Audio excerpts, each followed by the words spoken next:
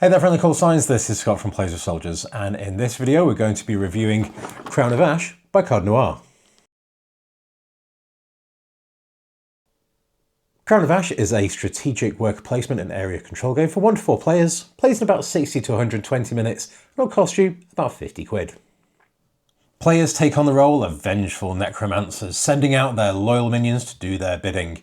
Gather resources, raise an undead army, rebuild a broken kingdom, and battle your foes to gain influence over the land. Crown of Ash takes place over 4 rounds, each consisting of 4 turns.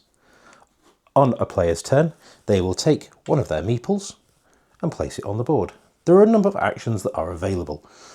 You could go to one of these resource spaces and you will be able to get the resources available, of which there are 5 different types. Or you might want to go to the build space and build one of the buildings for the gold cost noted on the card. You might want to go to another player's area and maybe battle Nox at the volcano for control of that space. Or if you're all out of cards, you might want to come back, go to the refresh space and refresh all your cards back into your hand. At the end of your turn, you'll be able to take resources that you've got and go up to the market where you'll be able to buy one of these minions. So each player starts with their player board. They have some minions, they have a couple of gold to start with. These are markers that you put out on the board to show what areas you control. This is the first player marker. You start with a couple of troops in your hand, and then this is a final scoring card where at the end of the game you'll get extra points for colours of cards which match either of these 2 colours here. And each player also has a special power that they can use throughout the game.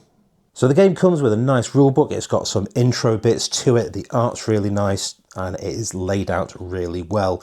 It very clearly goes into the different aspects of the game, what you need to do on your turn, and there's a lot of illustration in here so that you're not just flooded with lots and lots of words. The production of Crown of Ash is really nice. You'll see here that the meeples are all chunky wood meeples, and what you'll actually notice is that each player has got not only a different colour, but also different icons on their boards, and also their little meeples are also slightly different. All the resource tokens are nice and chunky, and there's also an upgrade pack available where these can be swapped out as well, and these gold coins can be swapped out for metal coins. I like the art style on the board. Each different area has got a very clear idea of what terrain that area is. The minion cards are also pretty cool. The game's easy to learn and there's not much downtime between plays. It's a very quick playing game because you're only putting down 1 meeple to do 1 action per turn. It rattles around fairly quickly. There's not really much chance of AP because there's quite a bit of player interaction here where your combat because you're fighting over resources and spaces. Looking at theme, how does that come through and work in? Well, it's all about you are a necromancer, so all of the theme really comes around the art. All of your soldiers here are all undead creatures of various types.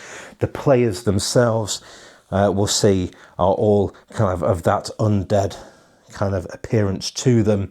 The minions that you summon are all various types of undeady stuff, and the resources that you use are things like sulfur and skulls and bones and blood and ash. So that theme all is very, very cosmetic. Summoning the minions is quite thematic as well. There's really not much in the way of discoverability in this game. What you'll notice with the building cards is that you'll quite quickly rattle through them, probably in a game or 2, so that you get a really good idea of what there is in this stack. You're going to be fighting the other players on the boards, that's an absolute given. The things that change between games are your fate cards, which look at your extra end game points. Depth-wise, it's quite a simple game. You take a meeple, you put it on the board, you do the thing it says. As for replayability, it is a very replayable game. Now, I said that discoverability is quite low, however, the actual replayability is quite high. You know, are you going to go for your VPs by getting loads of resources and getting points for those at the end of the game? Are you going to burn through all your resources to be getting all of the minions, for example, and then trying to use your fate cards to up your score there? Are you going to go around and actively attack all the other players all the time to try and get VPs through for those winning combats? Or are you just going to go and attack the Citadel and hold out for that for the whole game and gather your VPs that way? So what's that Citadel thing in the middle of the table, I hear you ask? Go on then, ask. Holding the Citadel turn to turn directly links into your victory points. For each turn, it's worth more victory points. So how does combat work? Well, say for example we have the pink player and the green player here wanting to fight. They will pick out the troops that they have either defending or attacking a situation and keep them secret.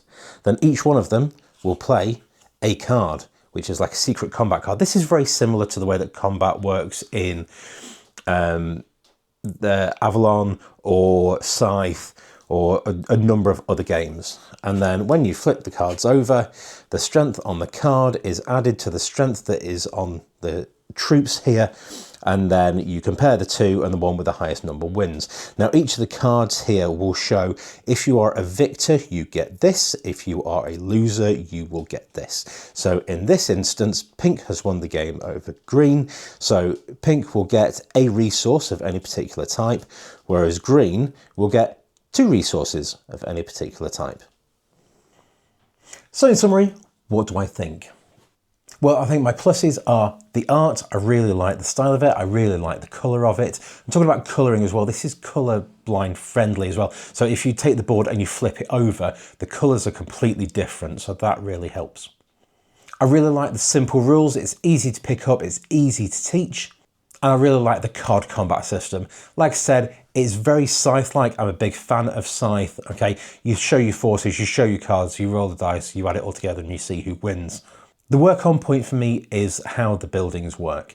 Now you get 4 per turn, and at the end of the turn these will wipe off and 4 more come out. You might find that the buildings that are out are all looking at one particular resource. And if you need that, it might get to the end of the turn, those wipe off, you haven't had a chance to buy it, and something new comes out and it's something else that's maybe not available on the board. Or you may spend your whole turn trying to gather gold together to get a building, and that's really all you're doing for the entirety of the turn. Bearing in mind there's only 4 turns, this can really kind of hamper you.